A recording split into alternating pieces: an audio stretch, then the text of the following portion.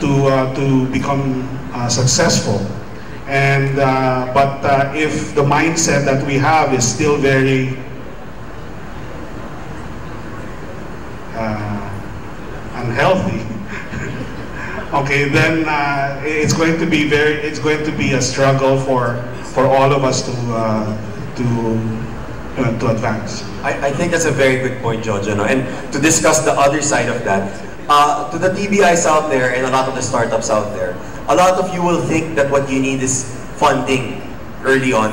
But actually, it's more customers. And that's where the corporations and the relationship and programs like what Jojo is doing really helps out. I know Carlo and Kat, you guys have a lot of programs also connecting these corporations as customers to these startups. Can you tell us a little bit about those? Well, for Startup Village, what we do is what we call reverse pitching, and at the same time business matching. So it's about connecting the startup and finding regular clients for them, whether it's here in the Philippines or abroad, which is why we're opening doors to other countries, because at the end of the day, a solution that can be applied here can be useful in another country as well. And I agree with Jojo that it's all about being able to connect a startup to a potential client, because revenues are better than giving up equity, especially in the beginning, right? And at the same time, you're able to prove proof of concept and gain traction and so on. But at the same time also, I agree that there is also a need to shift the mindset also of our own startups. Why? Because what I've noticed is that when I go around the country teaching startups or entrepreneurs is that they are too hyper-focused locally, right? Meaning they're trying to solve a local problem and that's all they're thinking about, which is fine. But the challenge there is that they're only thinking about their barangay or their town. They're not thinking how this concept can expand to another location or even to the country or even another country, which is actually something that is also hindering their growth, right? So I think that there is also a need to shift the mindset and their mindset in that. I agree 110% that they should start local, but they should grow global. Kat, what do you think?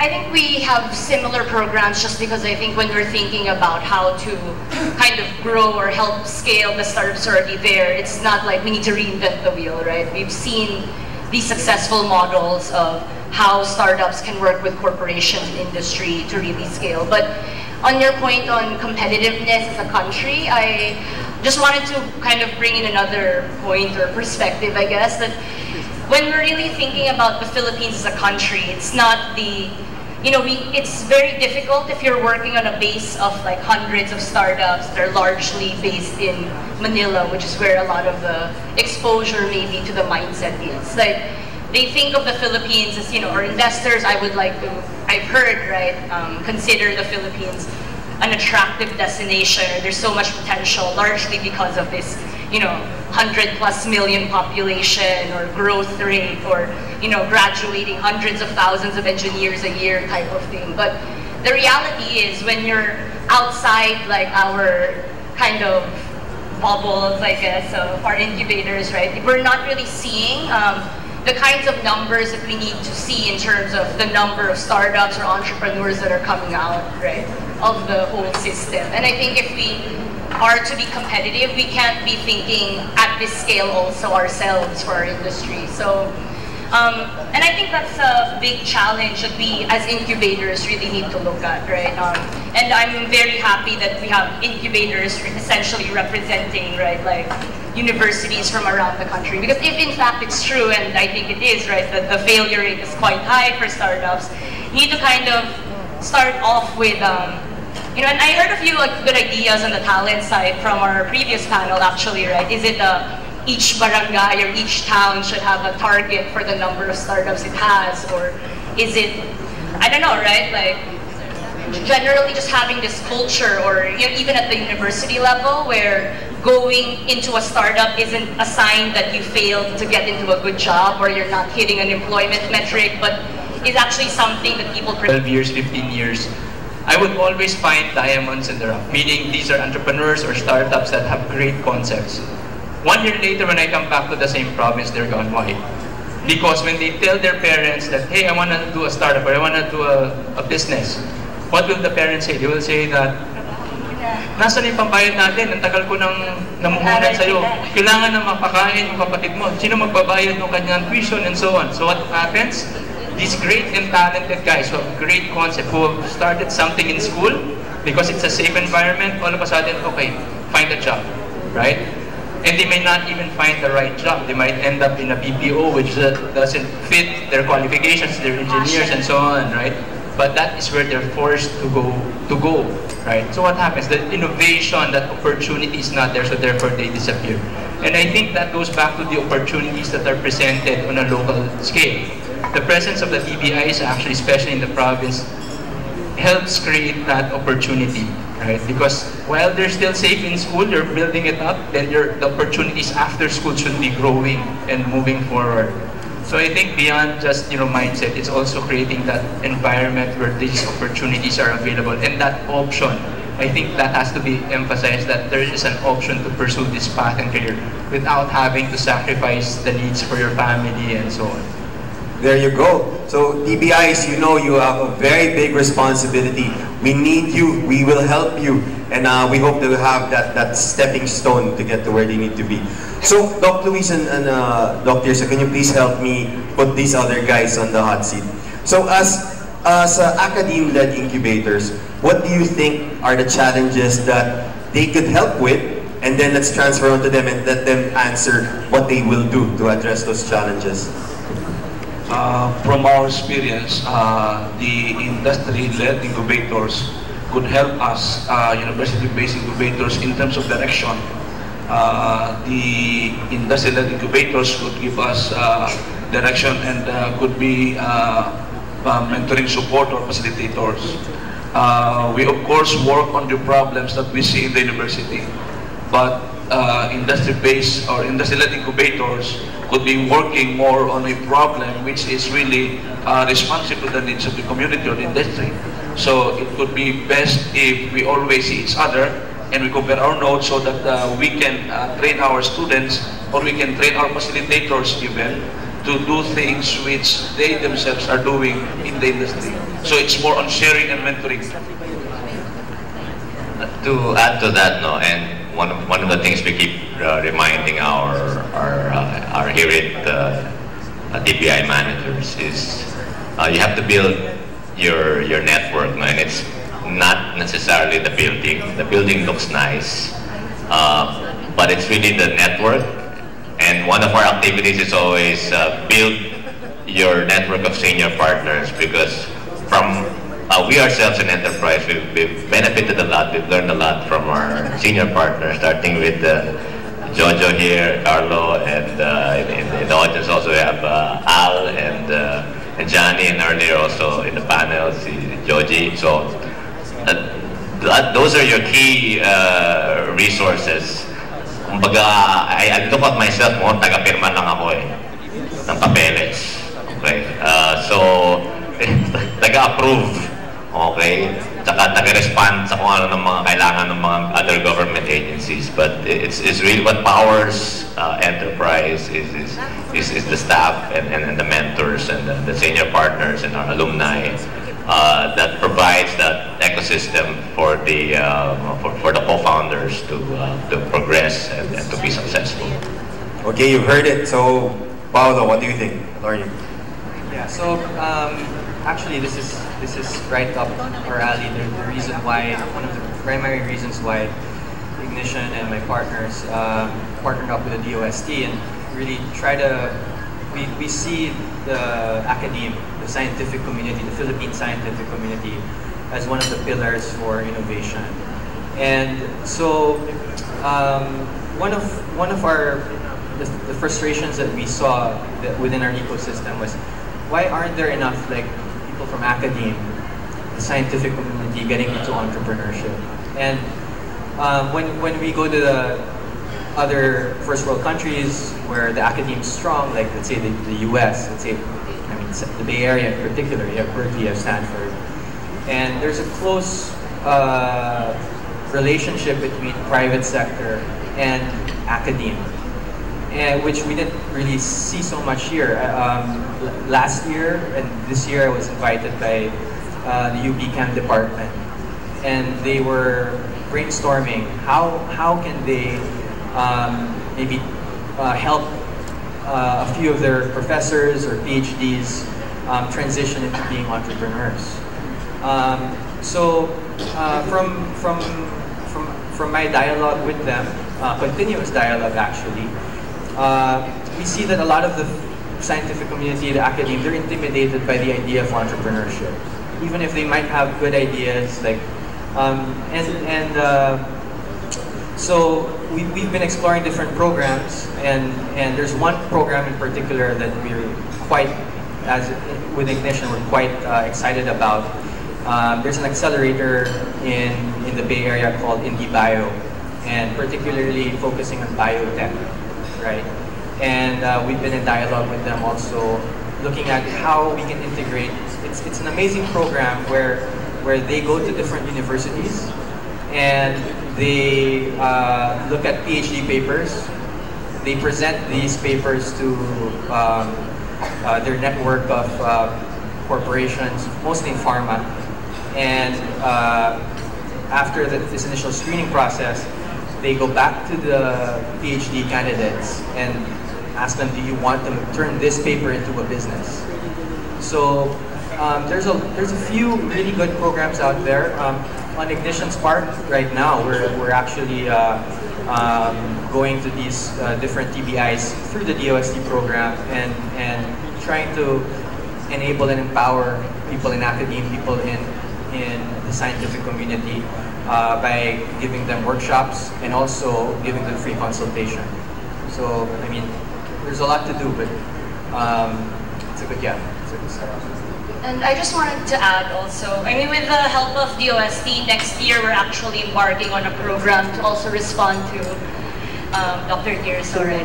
To work with the technology business incubators around the country, precisely on, you know, sharing best practices around what the industry incubators are doing, and, you know, hopefully, you know, having that sort of market orientation or network orientation also kind of permeate through the university-based incubators. But this is something that I also wanted to share with all of the TBIs here, right? You know, at least speaking for Cuba, we're very happy to work with all of you to, you know, do these types of programs, right? Even beyond the 14 that we're starting with next year.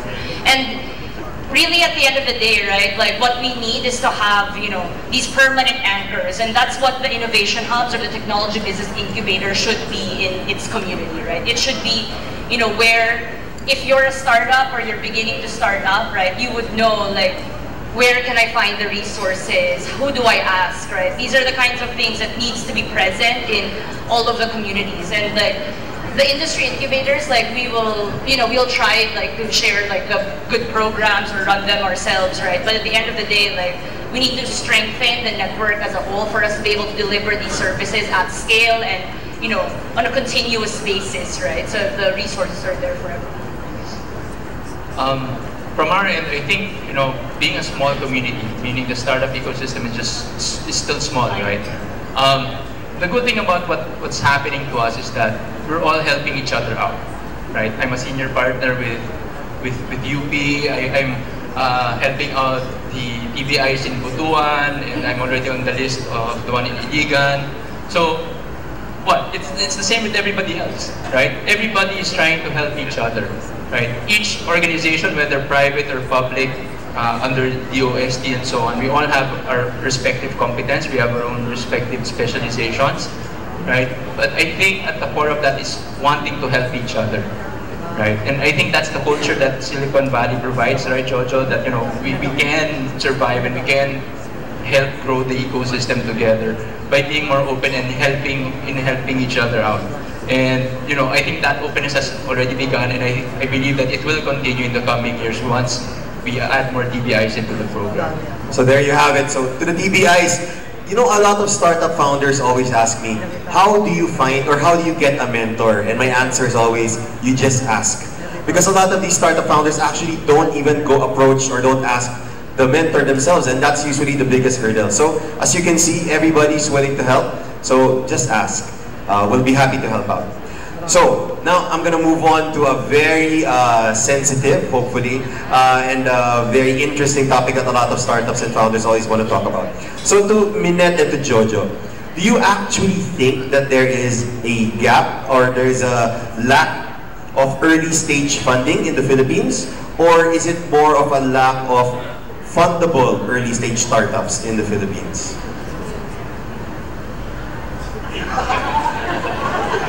I gave you the list, huh?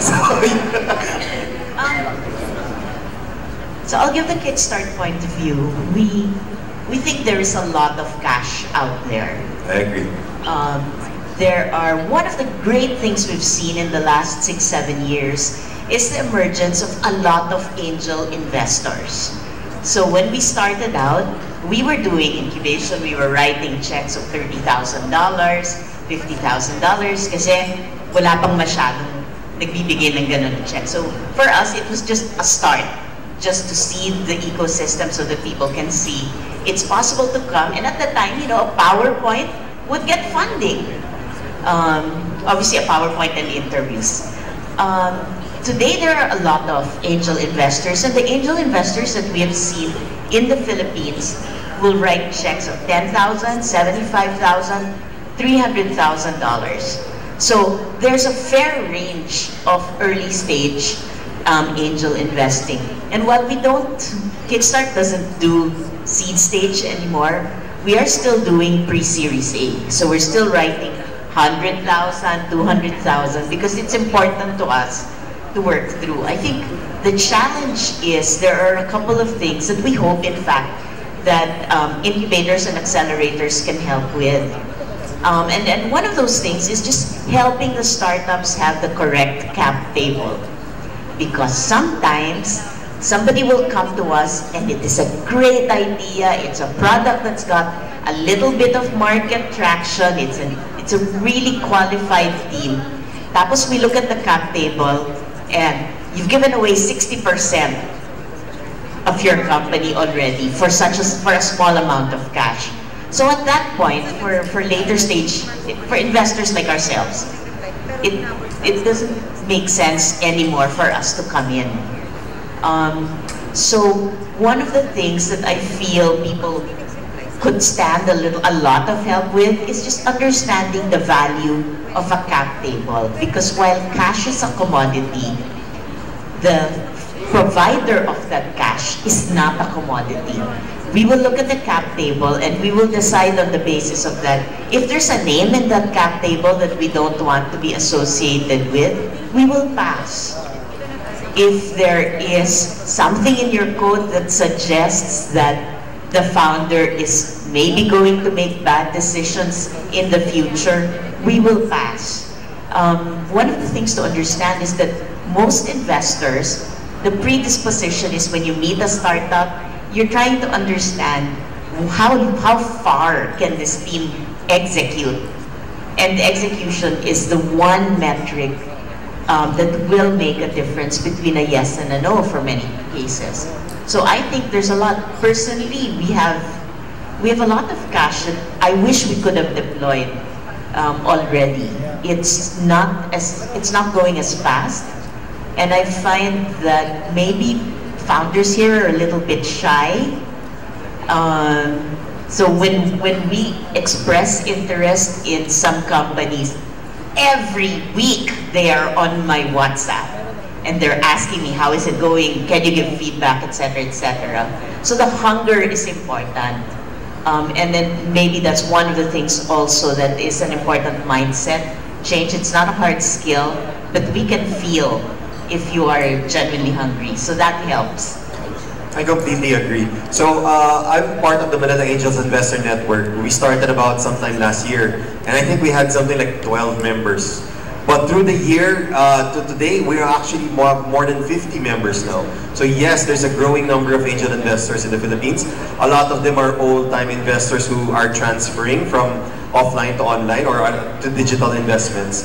So I completely agree, and this connects again to what we were talking about earlier, because sometimes if the startup or the founder is thinking hyper-local or to a local problem, then it's very hard to invest because the market isn't big enough. In Maine, Maine, I think, has about 6 or 7 investments already made in early stage startups in edutech, fintech. Magellan was one of the companies that was invested in by the Manila Angel Investor Network. So that's one of the things that matters. If you look at it and you think, there are 50 investors and 6 investments. So there is a lot on the demand side. We are looking for supply side.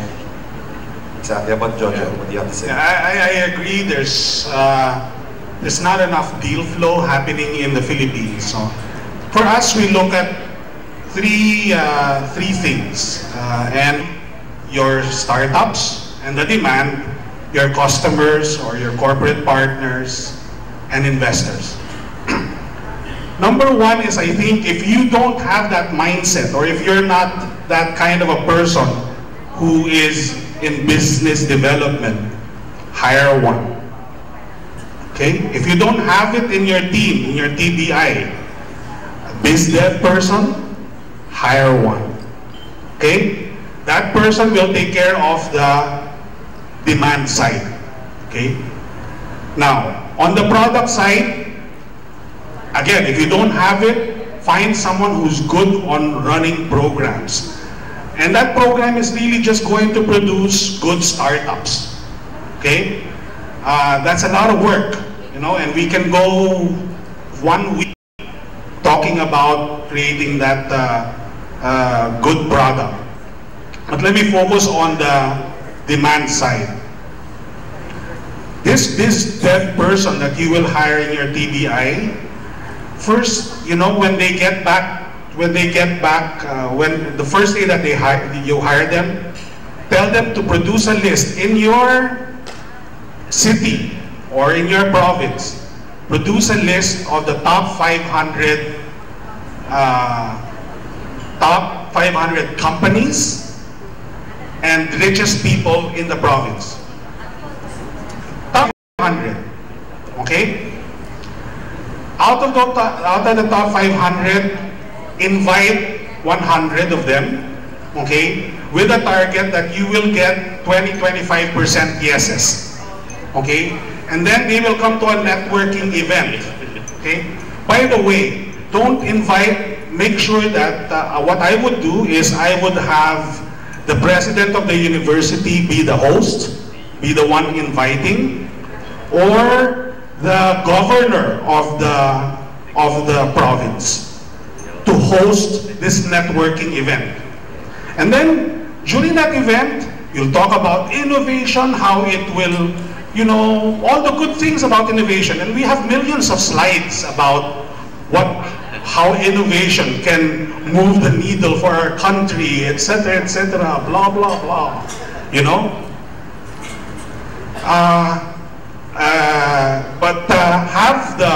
Have someone like the president be the host. Because if you have the president inviting or the governor of the province inviting, then the chances are the ones that you will invite will come.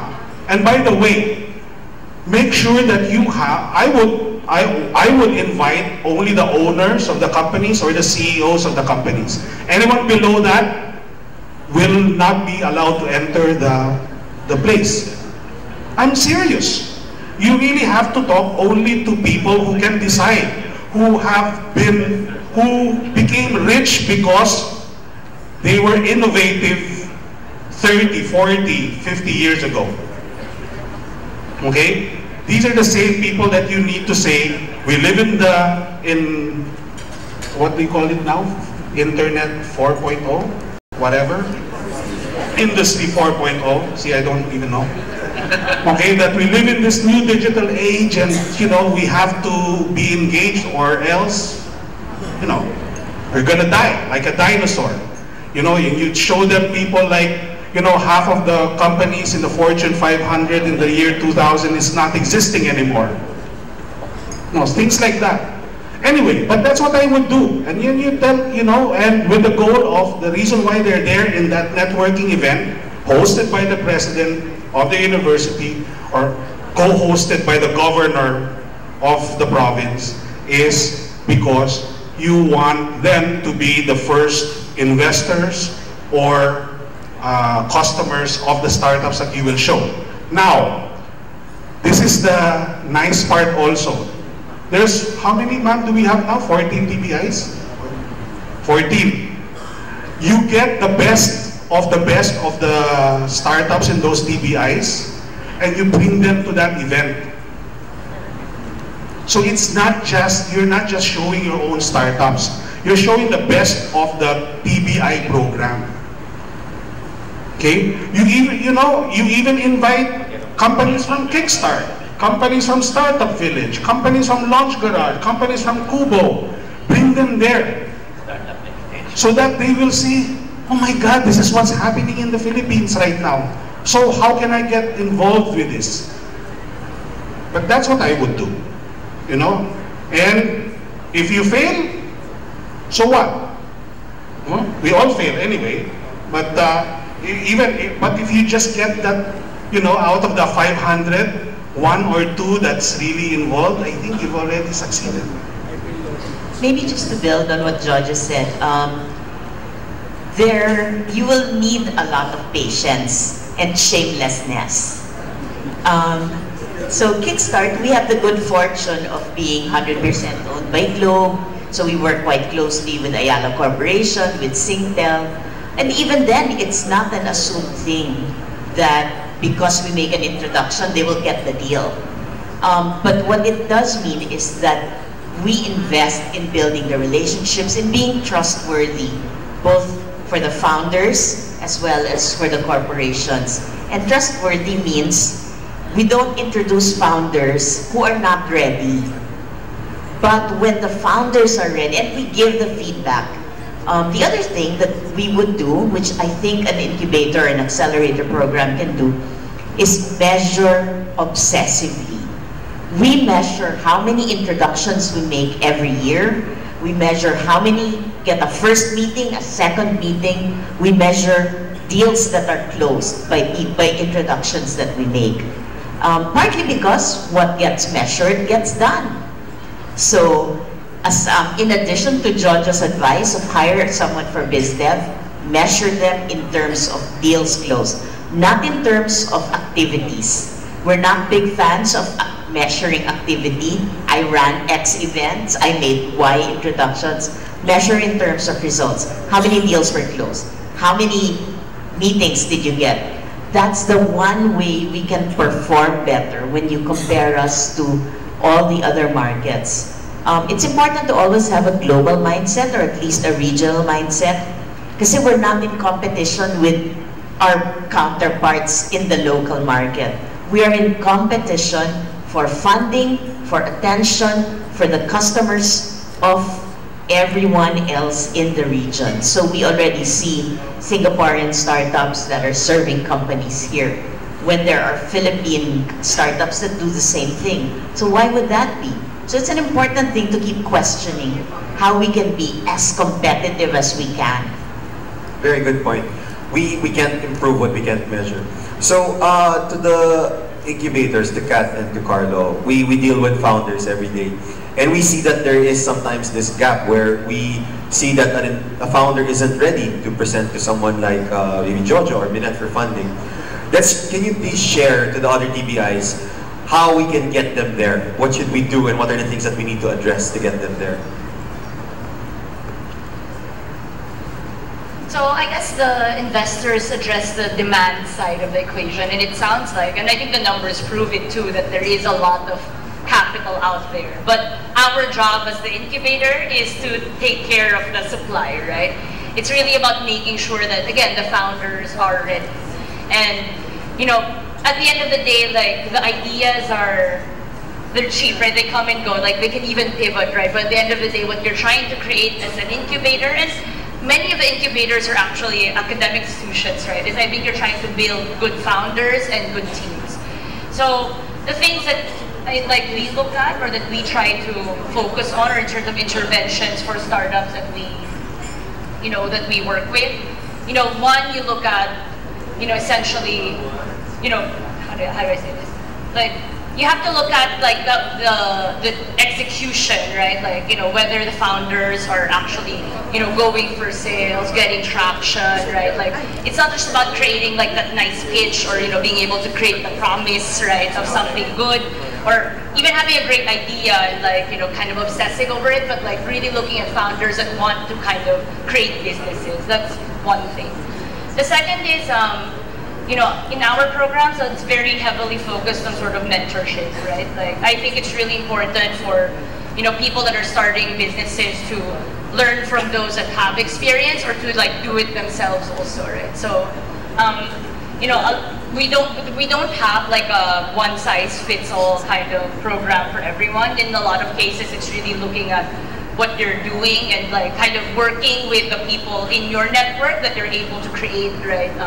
Locally, and having your your founders work with, you know, experts and, you know, things that maybe even you yourselves, the incubator, can provide. So, so yeah, I think a lot of it is about building, right, founders and entrepreneurs, and not just about like, again, looking at activities or sort of like from an academic perspective what they know, but, you know, how they can work. And when you have startups that are building and producing and not just thinking, then it's so much easier, right, to get the money or the investors or the whatever to pay attention. So I think those are things that I look at.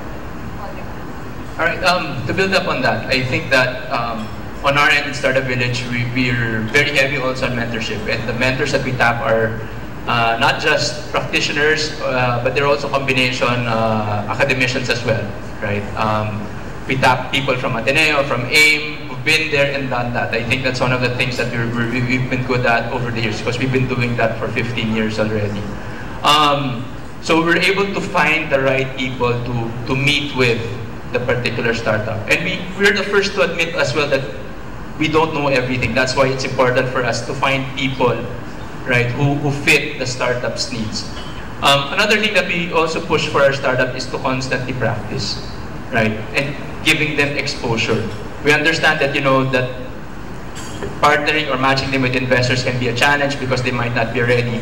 We also gauge the degree of readiness, but at the same time, we cannot just stop them from getting the needed experience and exposure and the wisdom when they actually pitch, because it's very different when they're actually faced with that panel. In fact, I remember a startup that we've had recently that has been pitching for a year, right?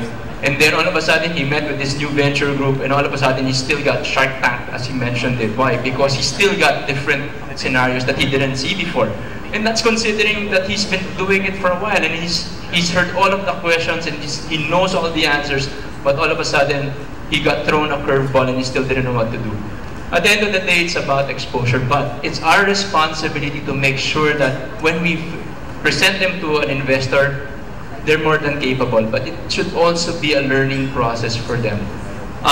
Another thing as well for TBIs, and I think that's something that, you know, in terms of a mindset shift that has to happen, is that you should also be entrepreneurs yourselves, right? You have to be entrepreneurial. You're not just, as was mentioned, you're not just program managers, you're not just program directors, you're actually running a startup yourself, right? And at the end of the day, I think the end goal is to be self-sustaining, right? I was talking to Doc Louie earlier, and he said, at the end of the day, may tanning, right?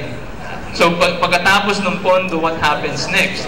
And I think that is what is necessary. What happens next after the funding is there, right? And I remember talking to a TBI before about it, and I mentioned that you guys have an advantage because when we started our incubation program, it was privately funded, right? We had to pull in our own funds and so on. You guys have the advantage of having DOST funding to help you in the earlier years. It's like your seed funding, your angel funding. After that, what happens next? You should be sustainable. You should be thinking about that, right? And the only way you can be sustainable is if you're thinking entrepreneurially, right? If you're an entrepreneur, because at the end of the day, you have to be creative in creating your own programs, in creating your own network, while you're learning from us, because we were ahead of you. It doesn't prevent you to come up with localized programs because your markets are different from the markets that we know. The governor there has a different mindset. The entrepreneur there, the business owner there has a different mindset. the culture is different, right? For example, you just go to Mindanao, all of a sudden, the way people are being managed is different, right? You have to adapt your programs to suit the local needs and match it with the right market. In this case, matching them with the right investor, with the right customer. So there. Okay, I'm gonna throw a curveball here. Is there anybody in the audience who has one question that would like to ask anybody in the panel? We have time for one question. If there's none, I'll just take part instead. But if there's one, we would love to answer it right here, right now. Okay, sir, please. Somebody give sir a mic, please. Layo na ba? Ito na lang, sir, may mic dito. Layo naman, mapapagod si Al.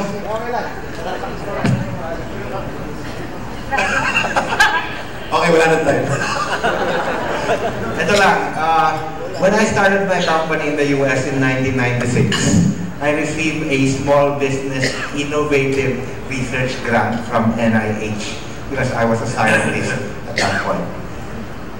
Is that going to be useful for any of you if we ask for DTI beyond the startup grants that the US is giving to provide incubators, this SBIR model that's being used in the United States for about 15-20 years now, and it has spurred close to over 1,000 startups even in the last 5 years alone.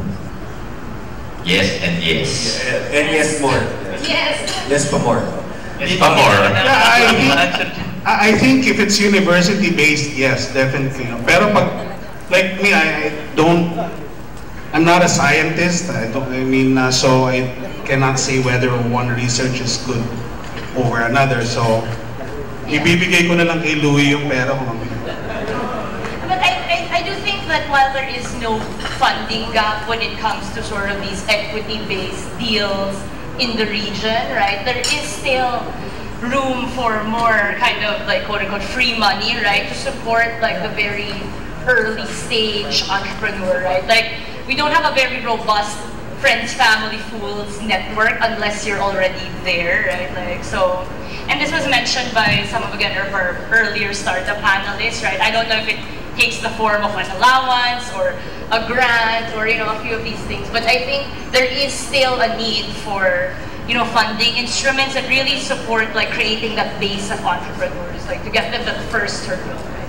Well, for me, I think there's always the traditional way in which that grant is given.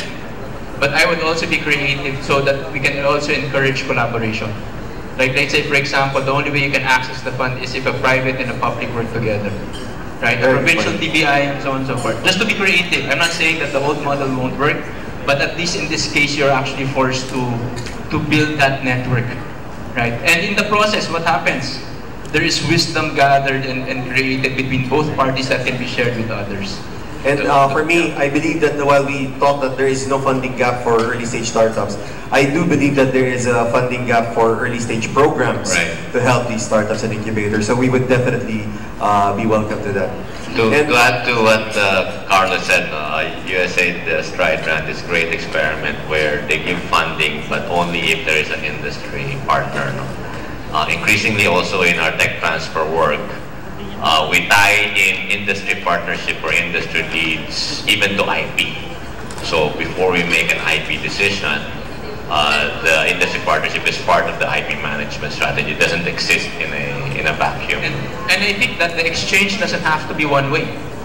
Meaning, the support isn't necessarily okay. You have to help the provincial startup, but at the same time, these are scientists, right? There's technology there.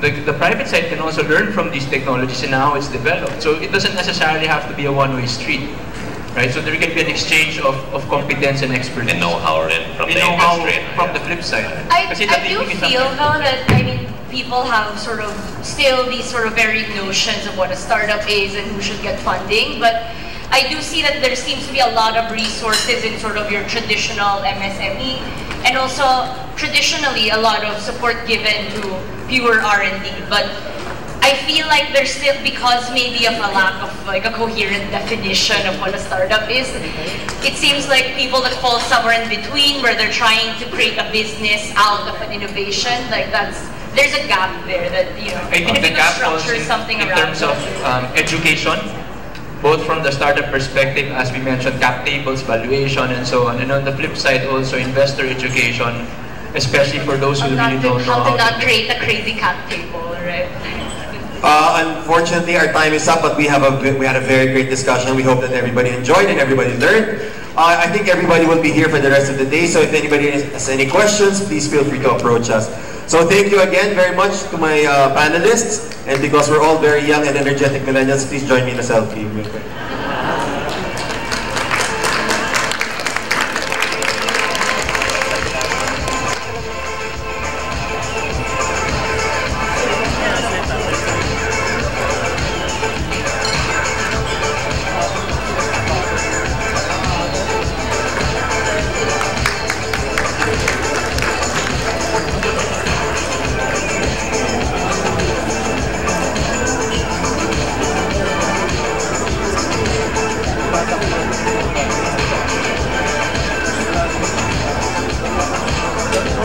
Thank you very much to our moderator and panelists. May I request Dr. Enrico Paringit and Ms. Russell Bailey to award the certificates and photo op with our panelist and moderator.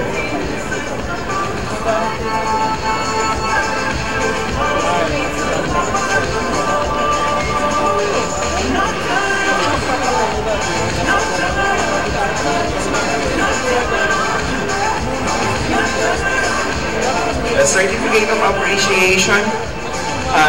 This certificate is proudly awarded to Mr. Arthur Adrian Lopez for imparting valuable insights during his talk at the second Technology Business Incubator held at the Centennial Mall, the Manila Hotel, Rojas Boulevard, Manila, given this 19th of December 2018.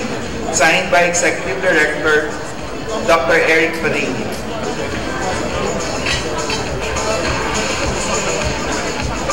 This certificate is proudly awarded to Attorney Juan Paulo Villonco. To Ms. Minette Navarrete. And then to Mr. Jose Avelino Flores. To Dr. Tirso Ronquillo. To Ms. Katrina Chan. Dr. Luis Season. And Mr. Carlo Calimon.